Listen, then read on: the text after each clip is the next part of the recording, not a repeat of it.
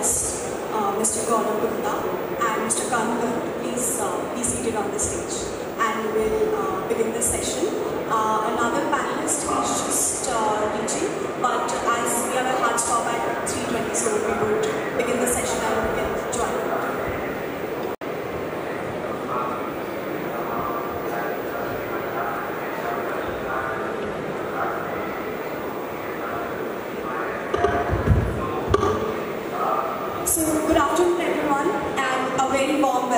Our session today, which is on AI applications in transportations. I am Dr Anu Kadyan, your moderator for today's sessions, and we have a fantastic lineup of experts from the industry. Joining us today are the distinguished panelists representing leading organizations in the field. We have Mr. Gaurav Gupta from MG Motors India and Mr. Kanv Garg, President and Chief Growth Officer from Gensol Group. Very shortly joining us, Mr. Seemant Shankar, who is the Chief Product Officer from Droom Technologies. So before we dive into the discussion further, I would like to just give a brief background on why we are here today. Artificial intelligence has become a driving force in the transportation sector as well, influencing everything from vehicle autonomy to traffic management. Today, we aim to explore the current landscape, discuss innovations, and envision the future of mobility powered by artificial intelligence. So without any further delay, I would like to ask Mr. Gaurav Gupta to share his thoughts on how can artificial intelligence facilitate seamless integration between different modes of transportations. It can be trains, buses, now we have EV and other vehicles, to create a more interconnected and efficient mobility ecosystem. Thank you. I think let me first begin by saying that the topic itself is very forward-looking. We already are at a cusp where we are all seeing vehicles as a platform, and software and technology are the differentiators and the enablers. Just the way connectivity has been at the forefront in the recent years, AI is going to start playing very majorly in the years to come also. To begin with, when you look at a car worldwide also and in India, we're talking of now advanced driver assisted systems. So ADAS, for example, that has a component of AI into it, right? Because that drives into safety, it gets into technology. So the combination of this enables vehicular safety, it enables passenger safety, and then you have cross linkages. So see it like this, that you have an interplay of technologies coming together. So connectivity enables your AI to come in picture. You have knowledge bank to help in your ML at the same time at the back end. So confluence of these technologies is going to be the driver, and no one will either be over the other or without the other as well. That's the way we see it. Moving forward, when you look at V2V, V2X, etc. coming into the country, that again starts to play a role. So eventually, multiple technologies will have their interplay as we go forward. If you ask me, sorry.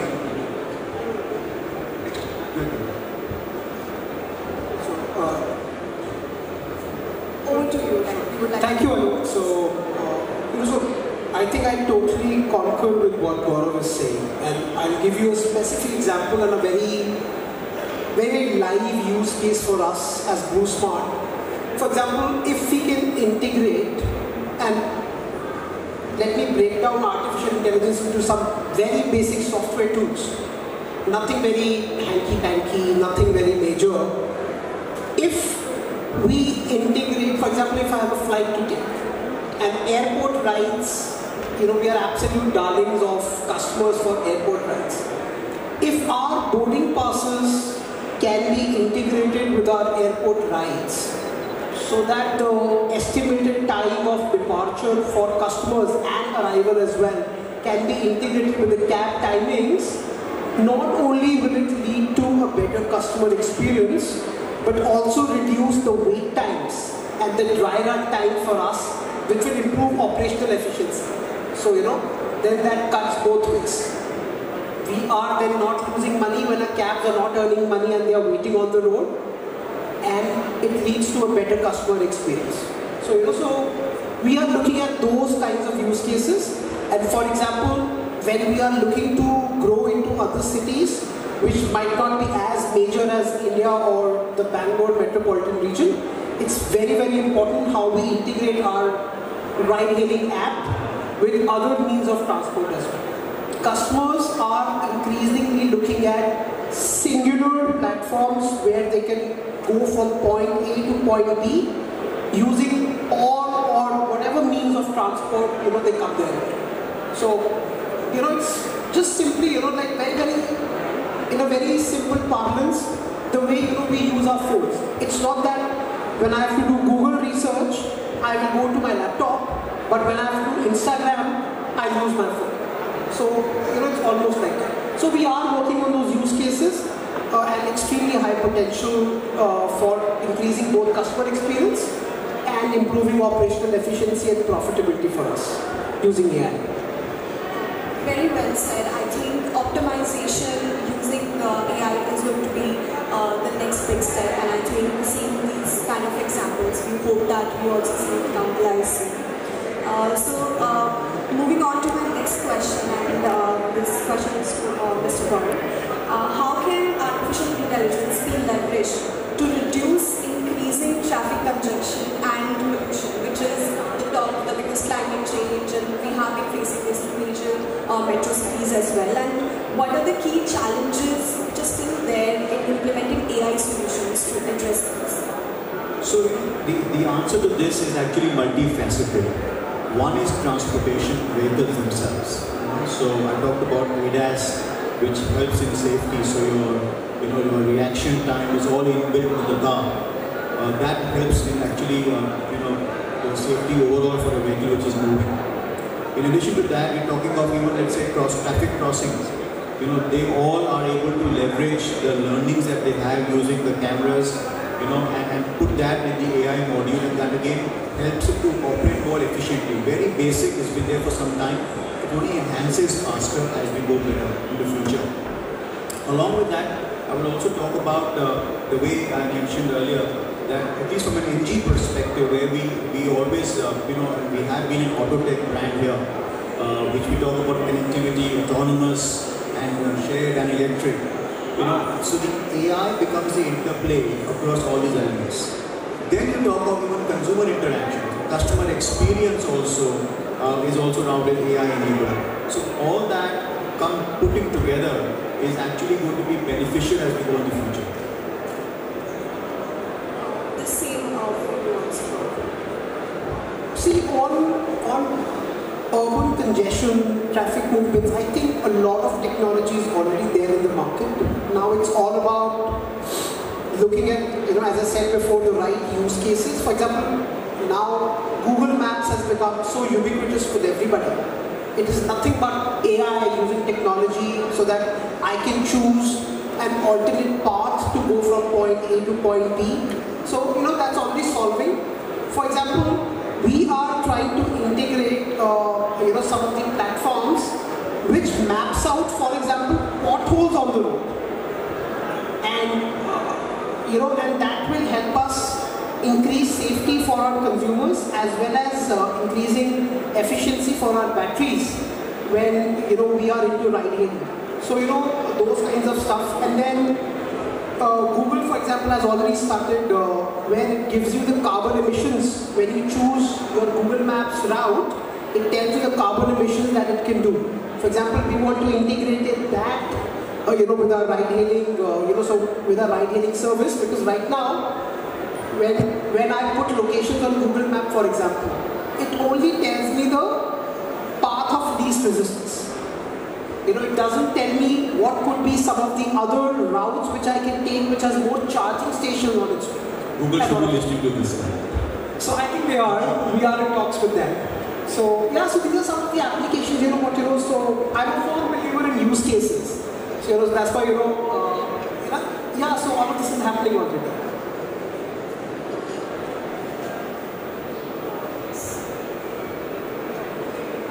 So the next question, and Mr. Gaurav has to leave the next session. So sir, just quickly one question directed to you, that MG Motors India leveraging AI and connectivity features to enhance the overall experience for customers in terms of convenience, safety, and environment? So look at it this way, because we can talk of multiple things, but when you look at a panel or any interview, what are the 2 or 3 key takeaways? I think the key takeaway here is connectivity is the platform which enables all these technologies to come into picture. At MG today, all our cars are connected, and connected means that there is a machine safe in the car itself. It is not your mobile, and the car is connecting with the backend throughout, using the servers as well as technology communication. So that is all our cars are connected. Today, all our cars, other than the MG Comet, are also having autonomous driver assistance systems. So they all have got ADAS in them. And when you talk of the growth of AI in automotive, and I'll talk of particularly ADAS itself, because that is your first question about safety. Today approximately 10% of the cars at the higher variants are offering ADAS. We see ADAS as being a very important factor for vehicular safety, pedestrian safety, and overall road safety. And by 2030, I would say 30% of the vehicles will be offering ADAS as a given, because consumer choice will increase. So at MG, when we say CASE becomes our platform, connected autonomous shared electric, and all our vehicles are leveraging and reinforcing the auto tech stance. Thank you so much. And the same, I think my next question is that I hope we can continue if you are okay with it. Yes. Thank you so much, Mr. Gaurav, for joining us. Thank you. We also have a third panelist with us, joining us, Mr. Seemant Shankar from Droom Technology. Just take the discussion forward. We had some questions on how AI is helping transportation and some of the use cases that Mr. Kanv had shared with us. So the next question is, and also because green mobility is the talk of the town, and we are all talking about India's next by 2017 the target to achieve net zero, and we recently also committed that in the COP28. I want to know that where do you see the transportation's role? Like we have EV because Minister is doing a lot of that. So how does transportation sector can help in reaching that target, and what would be the role of artificial intelligence for the same? Yes, I mean, we can give some time for someone to settle down, and then if we can. Anu, so there is absolutely no question about this, that if I take the entire pie of carbon emissions, more than 25% of that comes from urban mobility. So when we are talking about electric vehicles, and now we are talking about greening the entire mobility space by even greening our charging infrastructure, we are absolutely targeting, where the enemy is sitting. So you have to target, number one, the transportation sector, that is urban transportation, and secondly, power generation. Addressing these two will affect more than 50% of carbon emissions in the entire pie. So we are absolutely clear. We are very, very simple people. We like to keep our strategy and operations extremely simple. And we are targeting these two sectors under the Gensol Group, of which Blue Smart is a part. We are targeting clean energy production and green mobility as our weapons to address climate change. Thank you. And I would like Seemant also to take up the same question. If you can share your thoughts on the same, I think. Okay. So I think it's a very interesting question, and 2024 for Droom is also one of the starting years where we are planning to actually go low to zero emission in the coming years. One of the things that we are working on as a platform is a personal consumer grade vehicle lifecycle management application. So this application will connect to your car just like any smart application connects to a smart device. We would have a number of sensors that we will be fitting in, and based on how you're driving the car, we are also telling you what is the emission that you have contributed to in the way you have driven your car from point A to point B. So just like you go on Google Maps and start put a destination inside of it, here as you go from point A to point B, we are also going to give you what has been the carbon footprint you have contributed to, as well as methods in which you could have driven better to lower the emission rates of the car. The other things that we're also looking at inside our application is also vehicular life cycle management for parts, and for that will also contribute to the emission rates. So as your car gets older and the parts gets older, we can tell you from your app itself what is the increased emission that your car is contributing to, and whether the part needs to be replaced or refurbished or repaired in order to control the emission rates. So while we go on and route to 100% electric mobility future, while we are still on ICE engines, we are trying to use a lot of artificial intelligence and machine learning in telling you on a consumer level, absolutely free of cost, what should be the best way to drive your existing vehicle to reduce emissions. So I hope that answers the question. Yeah, thank you. So my next question is more directed towards what Droom technology is doing. That can you discuss about the development process and potential applications of Droom's upcoming AI/ML product for vehicle damage detection and how it will benefit both buyers and the sellers? So, being in the used car or being a used car marketplace is actually a very, very typical and challenging area to be in. More so because when you buy a new car, you're still buying a car. So every MG, Hector or Gloster is going to be an MG Gloster when it's inside the showroom. But the same MG Gloster outside the showroom sold in the used car marketplace, every one of them is a separate product altogether, right? So one of the areas where the industry itself is facing a challenge when it comes to used car is a trust deficit that needs to be filled between the buyer and the seller. The seller could be an individual like yourself, or it could be a dealership, a used car dealership. This is where we believe that inspection of your car should be as unbiased as possible. And we already have a platform called Droom Eco Inspection, which we provide to consumers as well as dealerships, which uses AI and sensory data fitted inside your car to give a very, very unbiased report of what is the actual condition of the car. This report that we have given out is proven to be so trustworthy that we have very, very large OEMs and insurance and banks which are working with us in basically valuation reports that they give out to insurance and loans that they are in a way exposing to their customers. And the reason why that is possible is because every time you get a car inspected, it is a very qualitative inspection, because the person inspecting your car would have their own qualitative means of figuring out what is the age of the vehicle, what is the damage to parts. In our case, with our AI-based inspection platform, which is currently being exposed only to dealers, and we will expose it to consumers as well shortly, we are using image recognition technologies where you just take a couple of pictures of your car, and based on AI image recognition, we can tell how deep a scratch is, what is the paint quality on the car, the tire tread quality, etc., etc. Again, like I said, this is not a human being doing it, it's a machine that's doing it. Therefore, for every car which is, whether it's 10,000 kilometers, 20,000 kilometers, we have a certain amount of dependability that we're building on the inspection. So this has been done because Droom has been in operation for 9 years. We are conducting inspection at least for the past 5 years manually. And we have a lot of data via millions of cars that have been inspected, either via dealerships or consumers. And we have very, very detailed and clean scratch and dent rate profiling that is used to train our machine learning algorithms.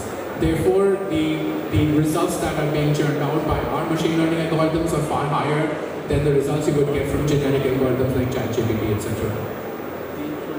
So I think this will also help in creating a better profile of the cars for a better consumer experience. But how does then you ensure the security and privacy of the user's data while implementing these solutions such as vehicle price prediction and image recognition, etc.? So how do you deal with that? So that's an interesting question. Whenever we do, whether it's a history product, so we have a history product that actually tells you what are the challans on the car, whether the car has been in a legal case or not. That all is completely dependent and is based on the government databases and are being secured by the data protection laws that is being standardized by the government of India. For inspection, we do not take any user-based data at all. It is all vehicular information. It does not even have to be RC data. It is, like I mentioned, completely image analysis, sensory analysis. Therefore, what we are using as a product is not you as a human, like what other companies do, but your car as a product. There is no data that is shared which is on a personal level to anybody, whether it's a dealerships or other consumers. Still, a negotiation has taken place where there is a qualified buyer interest which is accepted by the seller in our case. So only then, by the permission of the seller, do we actually share that data. But for our AI and ML, there is no user level information that is used in any of this analysis. Thank you, and that puts all of this into perspective, that how we are also ensuring that the data is, despite using AI ML, is not actually going out. My next few questions for you, Mr. Khan. Basically, first of all, congratulations. BlueSmart has raised funding, I think $24 million, if I'm correct, from response ability as $25. So I would like to, if you can share some light on how BlueSmart plan to utilize that investment, apart from on infra, because I think infrastructure is charging infrastructure is what you are aiming at next. So what is your plan around that, if you can share some of the insights? Thank you, Anu. So, so as I said, so we are very simple people with simple business models. The responsibilities, 25 million that has come to us is for charging infrastructure. We want to double our charging infrastructure in the next 6 months. For that, of course, we need funds. Number two, in line with responsibilities, business objectives, and combining profitability with sustainability, we are looking at deploying these funds to green our charging infrastructure. And this is where, in my first answer to you, I was speaking about greening the entire mobility ecosystem. So we'll use, number one, the responsibility funds for increasing our charging hubs. Number two, to green our existing and new charging hubs. And number three, to improve our technology and our mobility interfaces to add in more features, applications to increase consumer awareness as well as experience. Any challenges that you face during expanding this charging infrastructure and establishing various states? So policy-wise, any challenges that you want to share? See, charging infrastructure is more of a real estate problem than a technology or a financing problem. For us, finding the right real estate, getting that on time, running that through the right approval processes. For example, are the papers for that real estate clean, clear? That takes the most of the time. Over the last 4 to 5 years, the time that a utility, the distribution utility, the DISCOM, has taken to give us the electricity connection has substantially reduced. So that's a great point. One thing that we'll urge the government again to look at is that the GST on charging infrastructure is at 18%. While for other parts of the electric mobility ecosystem, it's at 5%. So we have requested the government again to rationalize the GST. And in urban areas, making real estate more accessible or easily accessible and mandating the use of electric vehicles and deployment of charging stations. So that electric vehicles and charging stations become more visible to the public. For example, in airports, and I'm not talking about BlueSmart, I'm saying for any electric vehicle ride-hailing company, electric cabs should be the first first visible cabs available to people when they are landing at an airport. Because just imagine, if you're landing at 11 or 12 in the night at the airport, the only thing that you care for at that point in time is a reliable cab service which takes you home or wherever in time. So, and if electric mobility, electric cabs are the first vehicles which are made available visibly to the consumers, that will automatically come into your habit. So we are just urging government to first look at the GST on charging, and number two, looking at more behavioral aspects to increase the adoption of electric vehicles. I think some of these issues were also, yesterday we had a panel and Sun Mobility founder was there. So they also raised similar issues. I think real estate and other GST issues have been one of the major roadblocks for expanding charging infrastructure. Also, it's all electric vehicles that DroomSmart is currently operating. So what sustainability and environmental impact goals does DroomSmart aim to achieve with its EV ecosystem? Do you have something specific in mind that you want to, moving onwards from EV, that you want to expand in and start something? We want to do things right. For example, the only argument which comes against electric vehicles in today's time is that the charging that is happening for electric vehicles, that is not clean. That is coming 70% from coal. And we are on a mission to solve that. The responsibility funding and some of the other news that you will see in the coming days is how we are procuring solar power and deploying on-site solar to green our charging operations. Other than that, for our other operations, including our offices and other places, we are looking at renewable energy options to green our entire fleet as well as office operations. We are continuously tracking how much carbon are we still emitting from our rides, and we are making that as a conscious effort to make the disclosures even to our consumers on how good or bad their rides have been on the carbon emissions front. And that's something what Seemant also spoke about. I think awareness creation is extremely important. The consumer of today, and especially the ones who like to take electric vehicle rides with us, are the younger population, and they are extremely conscious about the kind of carbon emissions they are undertaking while they're taking our rides. So I think it's all about that awareness creation that is happening.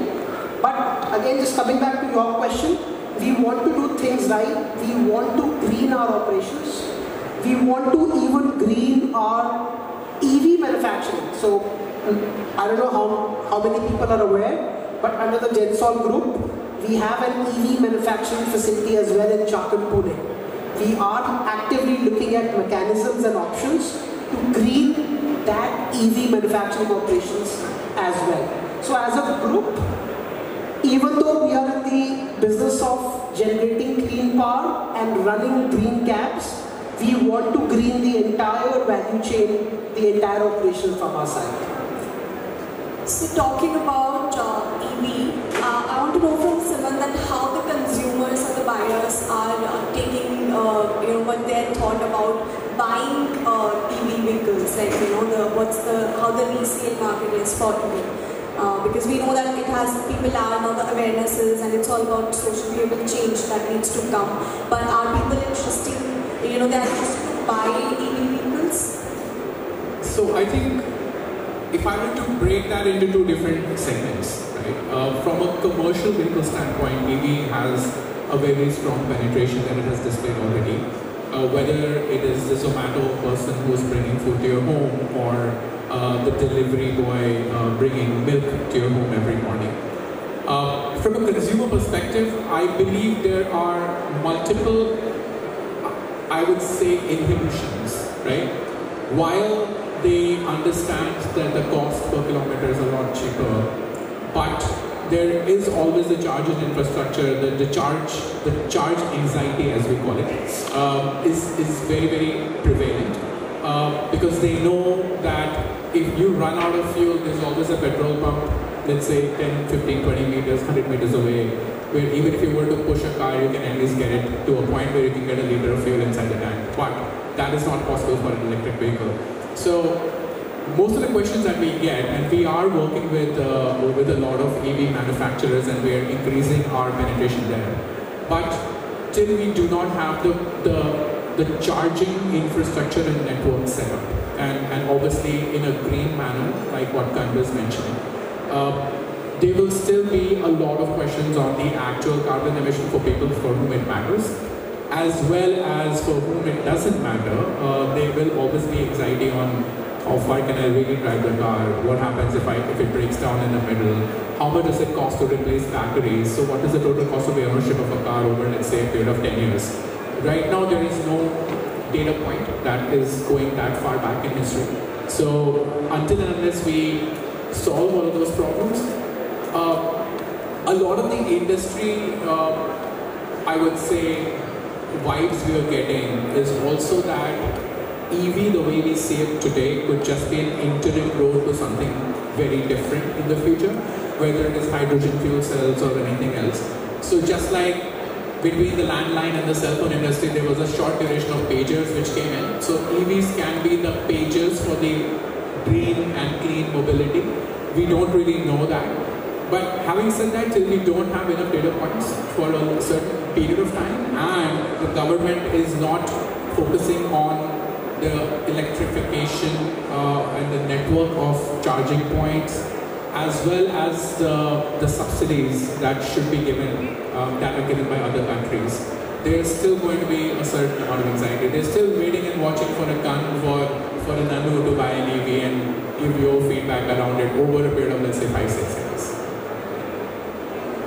Very interesting. I think so. That's all about how we can reduce the carbon emissions and how we can change individual perspective about using an EV and buying electric vehicles. But talking about the public transportation network, so I want to know from both of you, and if you can share your thoughts on how AI-powered predictive maintenance systems, or how we can use AI to improve the efficiency and reliability of our public transportation networks. I am a representative of a market-based company, so although we do not really deal directly with public transport systems, but I think overall, first of all, we have to understand that the biggest public transport system that is running on electric is your metro, right? The only amount of AI that you can probably use there, in my personal understanding, would be in understanding route management, right? Understanding peak hours, off-peak hours, what is going to be on the load capacities, and therefore how many more bogies you need to add to kind of cater to that particular load. Also keeping in mind what is going to be the energy consumption per trip, to ensure that the trip is profitable in its own manner. But apart from that, I don't think I am at a point where I can add too much value to that question.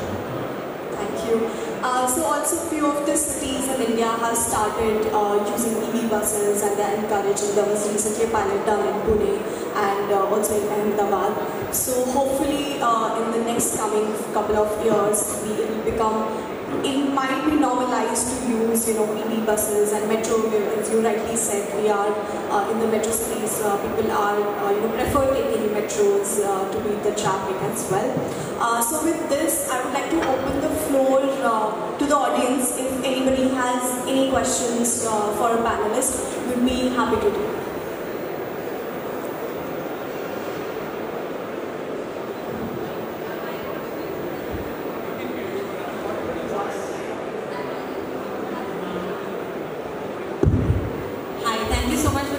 Engaging discussion. So I understand that the FAME policy the FAME 2 has been active for a long time, and we're likely to perhaps have a renewal of it. I know that there has been a lot of chatter about the electric mobility sector wanting more. As leaders of this space, what would you think that the FAME policy should really be bringing about? I know that you highlighted the real estate issue for charging as one problem, and the behavioral issue as one. But in terms of the policy perspective to promote more EV production, what else would you really be wanting that the government should look at? That's my question. Thank you. Whom do you want to? Either of you or both of you. You both come from the same sector but different aspects of it, so it will be good to hear from both of you on it. See, from my perspective, again, think about it in the first principles. Why do we want to promote electric mobility? To solve the climate problem, to not have the kind of air that we are having right now outside. So, I think the focus and the way we can achieve that using electric mobility, that if we focus on the mileage, if we focus on the running of electric vehicles, there is no point giving subsidies to electric vehicles which are parked in your garages or your parking areas for 95% of the time. That is not solving the climate problem. So I think a focus needs to be on that modes of transport which are actually running, where you are sweating the electric vehicle, where you are running the vehicle on the road, because that is where the climate problem, the carbon emissions will be solved. So if you really ask me very personally, the focus of any of the FAME policy or whatever name you want to give it should be on shared mobility rather than on the personal mobility space. And secondly, as I said, the focus should also be on the enablers. Charging infrastructure is a big enabler. Promoting electric vehicles as the first mode of transport for any public traveler, is a great softer way to promote electric mobility. So that is my answer to you. Just to add to that, I think apart from the clean air, it's also the oil import, which is a big reason why the government wants the entire ecosystem to move towards EV, if not hybrid. Because the clean energy is also ethanol blend, which we are now seeing mandated across all petrol. See, that's the reason why I love to call this as an energy transition. While most of the people believe that we can just switch off oil and gas one day and tomorrow morning we can start using renewables, that is a wrong way to think about it. If we hate oil and gas so much, I should not be speaking into a mic which is made of plastic. All of this comes from oil and gas. I'm talking something which is in oil and gas, but I'm talking about electrics. So we have to think about it in a transition point of view and also think where our country stands at this point in time. Most of our people are not getting the kind of electricity or the reliability in electricity which they deserve or they demand for the right livelihood. So first let's achieve that, and then we can talk about 100% going to renewables, which we should. So I think Kanv has pretty much nailed it.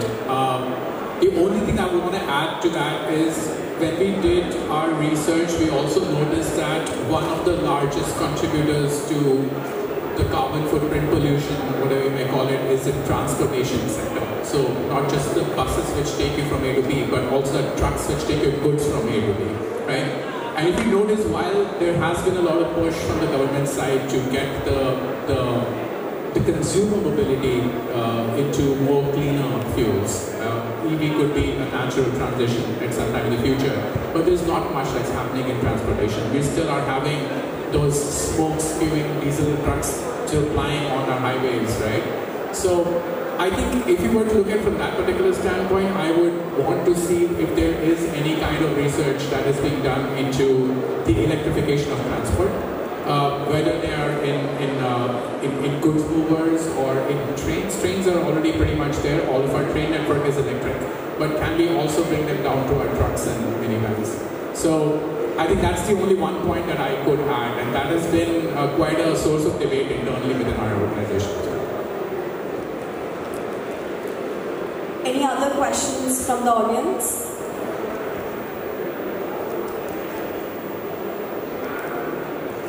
Okay, so I think we can take some of the conversations offline.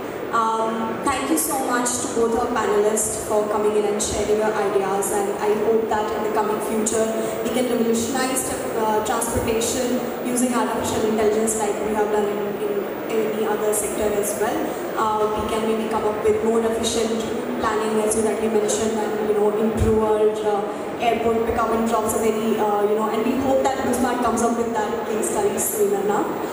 So with that, we have a little token of gratitude for both of you, and we'd like to present you with that.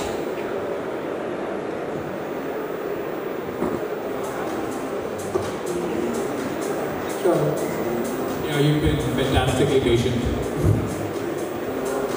Thanks to the audience as well for being connected and sharing your thoughts. Thank you.